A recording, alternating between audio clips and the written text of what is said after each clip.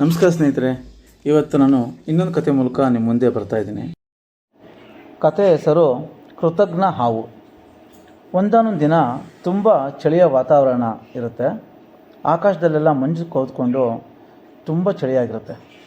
ಒಂದು ಹಾವು ಚಳಿಯನ್ನು ತಾಳಲಾರ್ದೆ ಮುದುರ್ಕೊಂಡು ಕೂತ್ಕೊಂಡಿರ್ತದೆ. ರಾಜು ಅನ್ನೋ ಹುಡುಗ ತನ್ನ ಕೆಲಸ ಮುಗಿಸ್ಕೊಂಡು ಮನೆಗೆ ಹೋಗ್ತಾ ಇರ್ತಾನೆ. ಹೋಗುವಾಗ ದಾರಿಯಲ್ಲಿ ಈ ಹಾವನ್ನು ನೋಡ್ತಾನೆ. ಹಾವನ್ನು ನೋಡಿ ಇವನಿಗೆ ಮರಕ ಬಂದು ಅಕ್ಕರೆಯಿಂದ ಆ ಹಾವನ್ನು ಮನೆ ಕರ್ಕೊಂಡು ಹೋಗಿ ಆರೈಕೆ ಮಾಡಿ ಬಿಸಿ ಹಾಲನ್ನು ಕುಡಿಸಿ ಬೆಚ್ಚಗಿನ ಸ್ಥಳದಲ್ಲಿ ಅದನ್ನು ಇಡ್ತಾನೆ. ಅದು ಸಾಮಾನ್ಯ ಸ್ಥಿತಿಗೆ ಬರೋವರೆಗೂ ಅವನು ಅದನ್ನು ಚೆನ್ನಾಗಿ ನೋಡಿಕೊಂಡು ಸಾಕ್ತಾನೆ.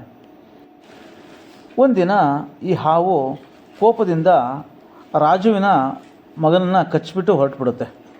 ಅದನ್ನು ನೋಡಿದ ರಾಜುಗೆ ತಕ್ಷಣ ತುಂಬ ಕೋಪ ಬಂದುಬಿಡುತ್ತೆ, ಸಿಟ್ಟು ಬರುತ್ತೆ. ನಾನು ಎಷ್ಟು ಆರೈಕೆ ಮಾಡಿದ್ದೀನಿ ಈ ಹಾವನ್ನು, ನನ್ನ ಮಗುವನ್ನೇ ಕಚ್ಚುತ್ತಲ್ಲ ಇದು ಅಂದ್ಬಿಟ್ಟು ಚಾಕುವಿನ ತೊಗೊಂಡ್ಬಿಟ್ಟು ಹಾವನ್ನು ಕೊಂದೇ ಬಿಡ್ತಾನೆ. ಅವನು ಆ ಮಗುನ ಕರೆದುಕೊಂಡು ಮುದ್ದಾಡ್ತಾನೆ. ಹಾವು ನನಗೆ ಉಪಕಾರ ಮಾಡಿದ್ದನ್ನು ಮರೆತು ಅವನಿಗೆ ಅಪಕಾರ ಬಗೆಯುತ್ತೆ. ಅದಕ್ಕೆ ತಕ್ಕಪ್ಪ ಅನುಭವಿಸಿ ಸತ್ತೋಯ್ತು. ದುಷ್ಟರನ್ನು ಕಂಡು ದೂರ ಇರಬೇಕು, ಕೃತಜ್ಞರನ್ನು ಹತ್ತಿರ ಕೂಡ ಸೇರಿಸಬಾರ್ದು. ಈ ಕಥೆಯ ನೀತಿ ಏನುತ್ತೆ ಅಂತಂದರೆ, ಕೃತಜ್ಞತೆ ಇಲ್ದಿರೋರಿಗೆ ಶಿಕ್ಷೆ ಆಗಲೇಬೇಕು ಅಂತ. ಥ್ಯಾಂಕ್ ಯು ಗೆಳೆಯರೆ. ಕತೆ ಇಷ್ಟ ಆಗಿದ್ದರೆ ಲೈಕ್, ಶೇರ್ ಆ್ಯಂಡ್ ಸಬ್ಸ್ಕ್ರೈಬ್ ಮಾಡಿ. ಹಾಗೂ ನಿಮ್ಮ ಸ್ನೇಹಿತರು ಕೂಡ ಫಾರ್ವರ್ಡ್ ಮಾಡಿ.